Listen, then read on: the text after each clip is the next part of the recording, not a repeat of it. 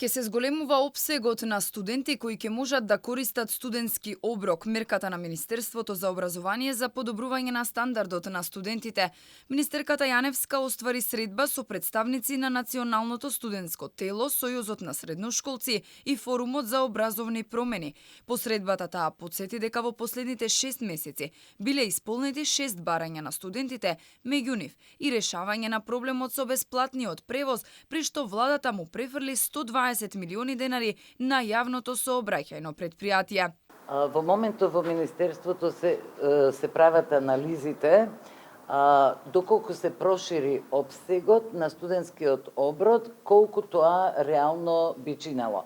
Студентите во моментот бараат проширување на опсегот, што значи дека дел од студентите кои се вклучени на пазарот на труд по минимални некакви заработки и цени, дека би требало да добијат студентски оброк. Во Министерството има големо расположение и волја тоа и да се оствари. Власта започна и етапно реновирање на студентските домови. За 2 од нив реконструкцијата ќе чини 17 милиони евра. Јаневска вети дека во текот на незиниот мандат и студентите од Финки ќе добијат нови модерни објекти, а најави уште многу нови инвестиции за подобрување на условите на учениците.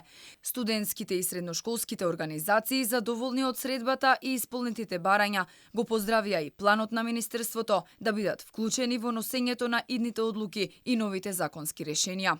Во делот на студентскиот стандард дискутиравме за зголемување на опсегот на бесплатниот јавен сообраќајен превоз за сите студенти покрај државните и приватните универзитети и во другите универзитетски градови.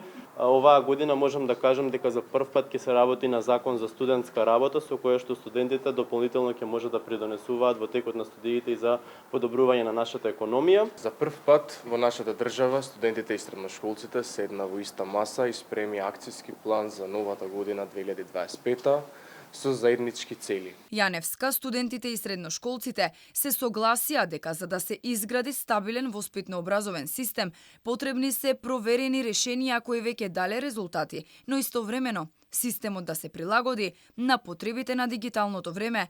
За ова е потребна соработка на сите оние кои сакаат напредок во образованието.